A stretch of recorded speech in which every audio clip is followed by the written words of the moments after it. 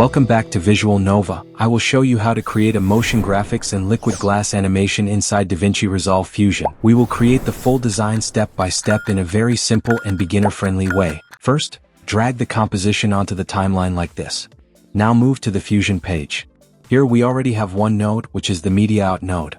So add a background node and connect it to the Media Out node. Now select the background node, and on the right side in the type section, change it from solid to gradient. After that, use the gradient bar in the viewer and adjust it like this. Now let's choose the first color. Here I am going to add a slightly soft blue color. For the second color, I will keep it white, but I will make it a little darker so the background does not look too bright. Next, let's create the motion graphics design animation. Add another background node and connect it after the previous background node. After that, add a polygon node and connect it to the new background node. In the viewer window, create a line shape like this. Then select the center point of the line and curve it slightly. From the right side panel, increase the border width. I will keep it around this value. Also increase the soft edge a little so the shape looks smoother. You can see that we now have a clean line shape. Try to keep the shape balanced and smooth so the final design looks professional. Select the second background node and change the line color. Here I am choosing a dark orange color. Then adjust the line shape a little more until it looks better. After that, select both the second background node and the polygon node, copy them and paste them here. Connect the duplicated nodes after the previous background. Select the duplicated polygon node and rotate the second line like this. You can see that both lines together create an eye-like shape. The next step is to animate these lines. Move the playhead to the very beginning. Select the polygon node of the first line, then from the right side panel reduce the length amount. I will keep it at 0.1. Add a keyframe on length. Then move the playhead to frame 70 and increase the length amount to the maximum. After that, select the polygon node of the second line. Move the playhead back to frame 0, set the length amount to 0.1 again and add a keyframe. Move to frame 70 and increase the length amount to the maximum. At this point, the basic animation is ready and it already looks very nice. To make it smoother, select the polygon node of the first line and open the spline editor. From here, select only the length animation. Use Fit to zoom so you can clearly see both keyframes. Select the keyframes and press S to smooth them like this.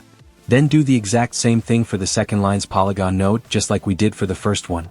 Once that is done, turn off the spline editor. Let me play it back for you. Our smooth motion graphics animation is now ready. Next, let's create the glass animation. Add a new merge node and connect it after the previous merge node. After that, press Ctrl+Space and search for the displaced node, then add it to the flow. Connect it to the new merge node like this. Then take the output of the previous merge node and connect it to the yellow image input of the displaced node. After that, add a rectangle node and connect it to the effect mask input of the displaced node. Select the rectangle node, and from the right side panel increase the corner radius to the maximum so the shape becomes fully rounded. Next, connect the output of the displaced node to the foreground input of the next merge node. Select the displaced node and go to the Controls tab. For the settings, set offset to -1. Set refraction strength to around -8. Set light power to 7. Set light angle to 298. Then set spread to 3. At first, if you do not see the glass effect properly in the viewer, it usually means the rectangle node is connected to the wrong input. Make sure the rectangle node is connected to the green mask input of the displaced node. As soon as you connect it correctly, you will see the glass shape appear in the viewer window. You can also adjust all of these display settings according to your own design and the look you want in your video. To make the glass shape look softer and slightly matte, add another merge node. Then add a new background node and connect it to the merge node. After that, press Ctrl+Space again and search for the bitmap node. Add the bitmap node and connect the rectangle node to the bitmap node. Go to the bitmap controls and increase the soft edge amount to the maximum. Then select the background node and reduce its alpha value so it becomes slightly transparent. After that, select the bitmap node again and slightly move its center position downward on the y-axis. This will create a softer matte effect on the lower side of the glass shape and make the animation look more realistic. The next step is to animate the glass shape. Select the rectangle node. Move the playhead to frame 20 and set the width amount to 0. Add a keyframe on width. Then move the playhead to frame 30 and increase the width amount. I will keep it around this value. After that, move to frame 40 and slightly reduce the width amount like this. To make the animation smoother, open the spline editor and use Fit to Zoom. Select all the keyframes and press S to smooth them. Then turn off the spline editor. Let me play it back for you. Our smooth glass animation is now ready. Next, let's create more glass shapes. Add an ellipse node and connect it after the previous rectangle node like this. Reduce its width and height values. Here I will keep both values around 0.215. Move the playhead to frame 40 and place the ellipse where you want it to appear. Set the width amount to 0 and add a keyframe. Then move the playhead to frame 45 and change the width amount back to 0.215. Add keyframes on both the center X and center Y positions. After that, move the playhead to frame 110. Using the center X position, move this bubble shape outside the main glass design toward the right side like this. This will make it look like the bubble is disconnecting from the main glass shape, which gives a very cool result. In the same way, let's create another bubble on the left side.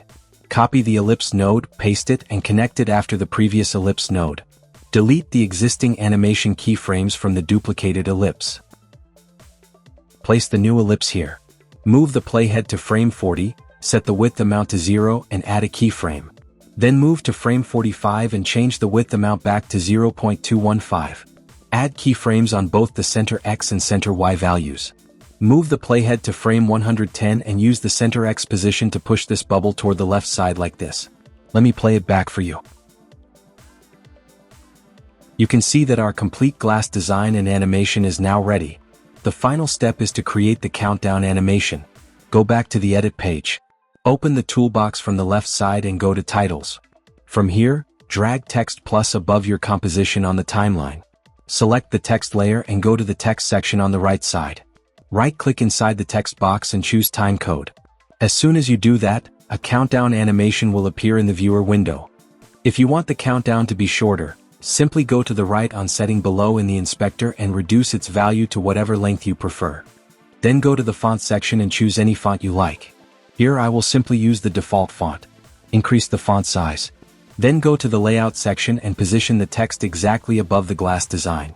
Go back to the text settings, where you can also change the text color according to your design. For this tutorial I will keep it white. Finally, place the Text Plus layer exactly where your glass animation begins by adjusting the in point of the text layer on the timeline. Let me show you the final preview. Our motion graphics and glass animation video is now complete. So this is how you can create a complete motion graphics and liquid glass animation inside DaVinci Resolve Fusion. I hope this tutorial was helpful for you and that you learned something new from it. If you enjoyed the video, then make sure to like this video and subscribe to Visual Nova for more DaVinci Resolve and Fusion tutorials. Also let me know in the comments what type of tutorial you want to watch next, because your suggestions help me decide future videos for the channel. Thank you so much for watching and I will see you in the next video.